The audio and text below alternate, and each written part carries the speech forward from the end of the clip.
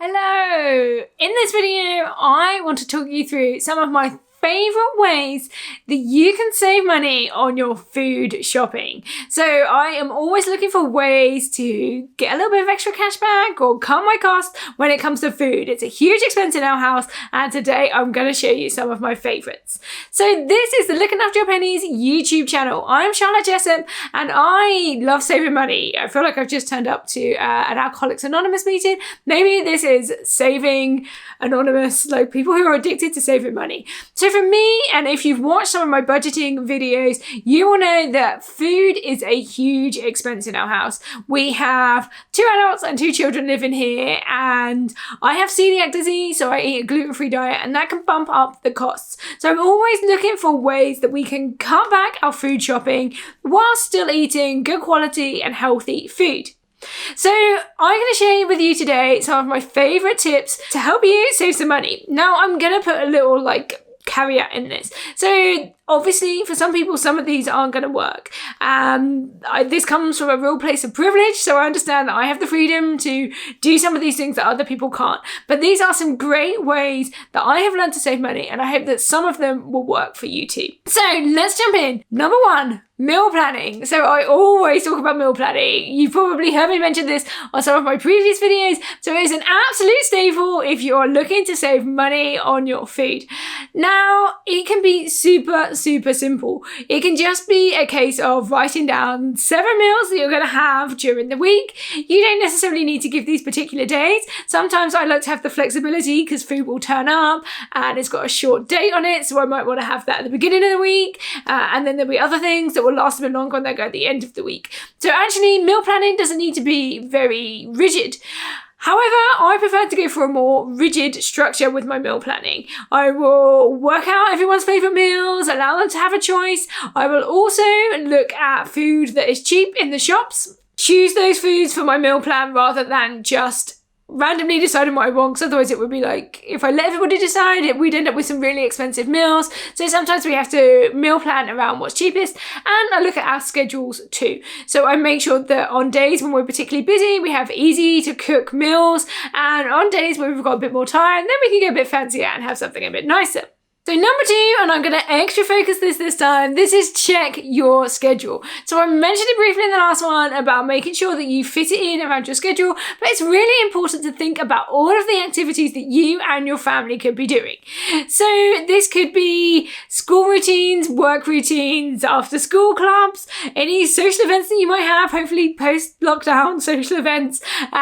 So all of these things can derail your routine. It's also important to look at things like your energy levels. So we find that after a week of school and work that we are not particularly keen to cook big meals on a Friday evening. So we try and have easy things like jacket potatoes or pizzas or something like that, because we know that we're not going to be particularly inspired to cook at the end of the week. So look at your schedule, work out when people are going to be around, who's actually going to want feeding, who might need their food reheated because they're out of the house, who might need a nice lunch the following day so you can make extra. So look at your schedule and make sure that your meal plans and the food that you're buying is actually going to work on that schedule. If you don't have the schedule and you don't know, you're going to either end up with wasted food or you're going to end up buying a whole lot more meals than you need. So it's definitely worth taking the time to figure this out, and it's a real money saver.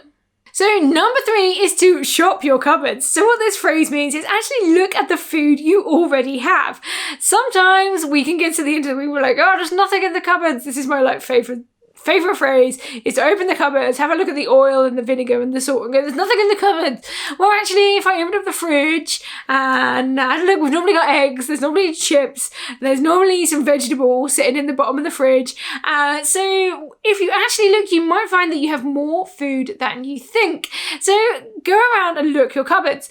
It can be a good idea to make a list of all the food you've got and try and create meals from those before you actually go out and buy some new ones. So maybe see if you can nudge your shopping day a couple of days into the future and see if you can just live off what's in your cupboards for a little bit longer. You might be able to save yourself a couple of days worth of meals by doing this.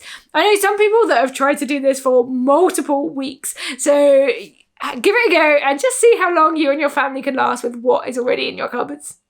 So number 4 is to use coupons and loyalty cards. So I shop mostly at Tesco because it's convenient for me. So I've got a club card. I've also got a Nectar card for Sainsbury's. And I know there's other ones like for Waitrose and Morrison's and things like that. So make sure you're using these and you're getting the most out of these. So typically kind of like pre-pandemic, I was using my club card vouchers for like meals out and days out because I was actually getting the best return from that. However, now that we have been stuck indoors and nothing's open, I actually find that using my coupons for food is saving me a lot of money. So have a look at the coupons that you have available, see how you can use them in your best interest to get the most amount of money for your current situation. And don't just let them sit there. Make sure that you're using them and make sure you're using them wisely. There are also other sorts of coupons. So you quite often get coupons in newspapers. There are some that come up for like Aldi and Lidl in certain newspapers. So it can be worth that sort of few pence to buy the newspaper to get, say, like a £5, £10 off voucher in a supermarket. So watch out for those sort of deals.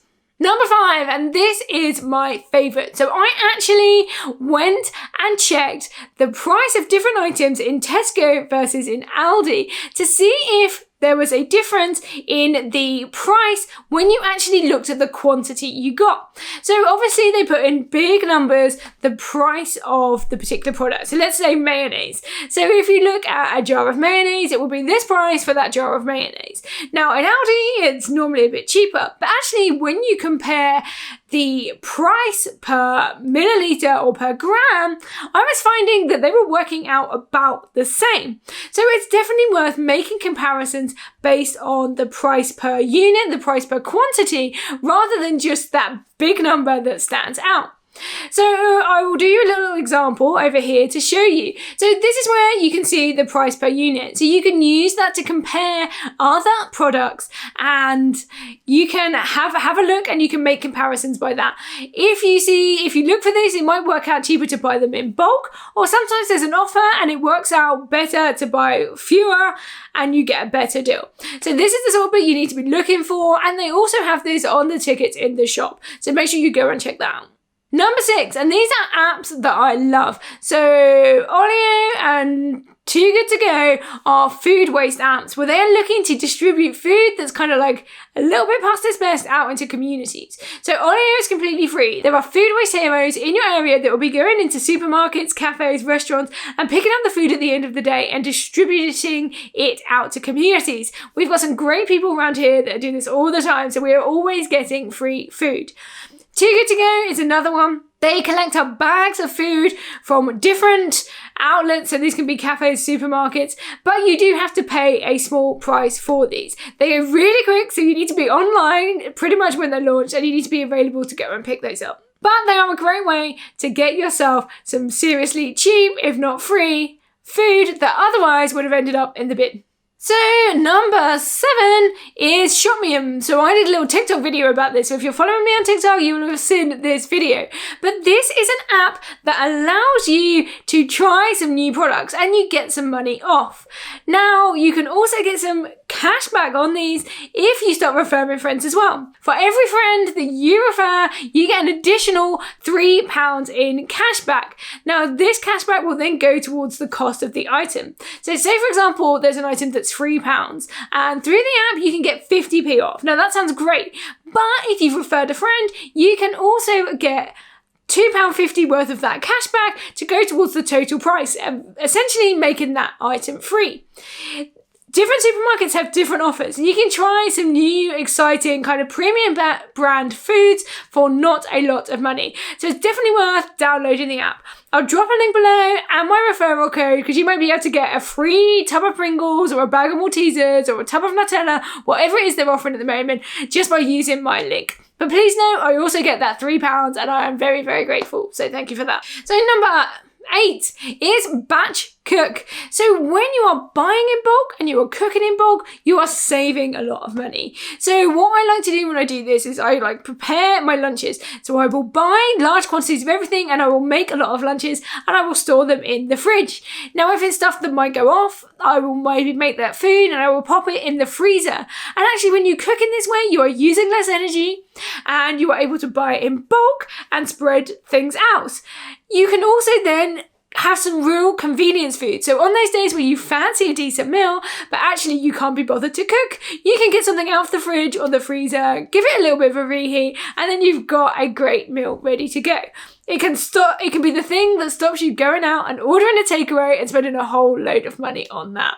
Now, finally, number 9 isn't necessarily a saving money on food, but it is a way that you can get some money back when you are food shopping. And these are through receipt apps. So these are apps like ShopX and Snap My Eats, things like that. And all you do is you take your receipt that you've got from your supermarket shop, you take a picture of it, and they will give you tokens or coins or something like this as a way of saying thank you for that.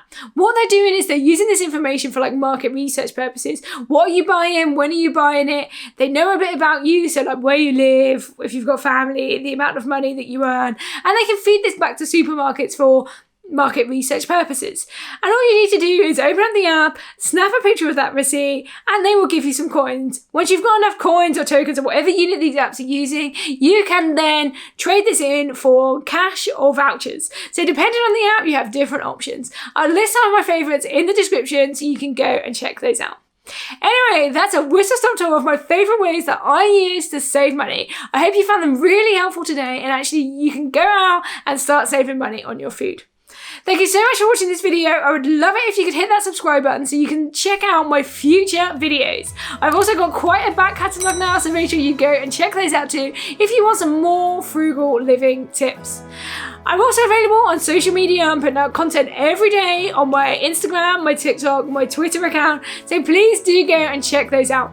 Thank you so much for watching today, and I will see you in the next video.